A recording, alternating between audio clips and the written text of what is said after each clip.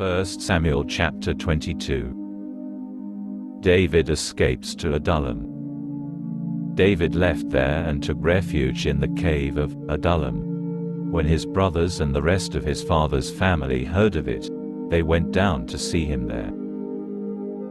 Then all the people in distress, in debt or embittered, began gathering around him, and he became their leader. There were about 400 with him.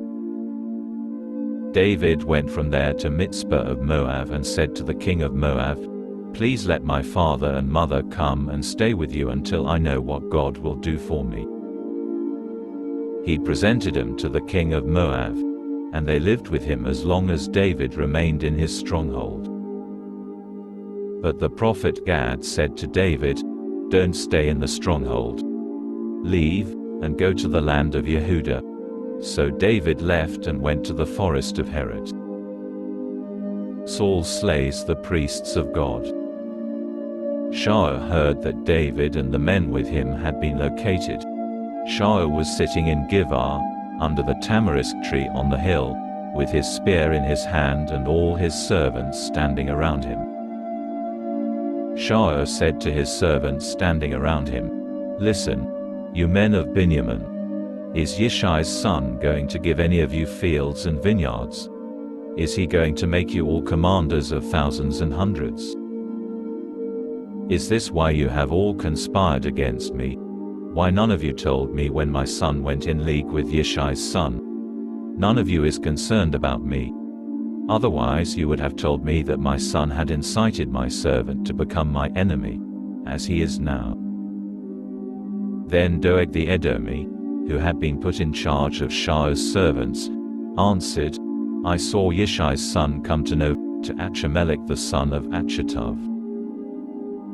He consulted Adonai for him, gave him food and gave him the sword of Goliath the Pelishti." The king sent to summon Achimelech the Cohen the son of Achitav, along with all his father's family, the Kohanim in Nob, and all of them went to the king. Shaul said, "Listen here, you son of Achitav." He answered, "Here I am, my lord." Shaul said to him, "Why did you conspire against me, you and Yishai's son? By giving him bread and a sword and consulting God for him, you helped him rebel against me and become my enemy, which he now is." Achimelech answered the king, "Is there anyone among all your servants more trustworthy than David?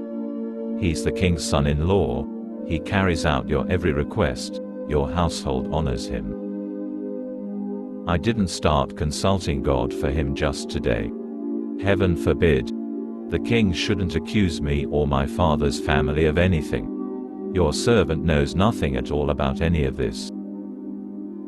But the king said, "You must die, you and your father's whole family."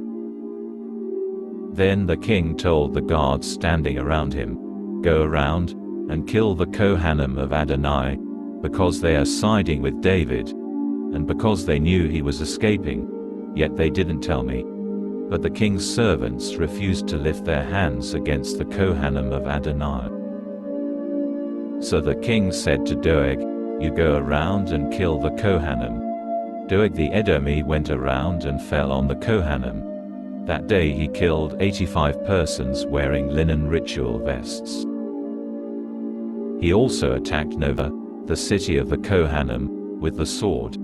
He put to the sword both men and women, children and babies, cattle, donkeys and sheep. One of the sons of Achimelech the son of Achitav, named Aviatar, escaped and fled to join David. Aviatar told David that Shaul had killed the Kohanim of Adonai. David said to Aviatar, "I knew it. That day, when Doeg the Edomi was there, I knew he would tell Shaul. I caused the death of every person in your father's family. Stay with me. Don't be afraid. Because the one who is seeking my life seeks yours too. You'll be safe with me."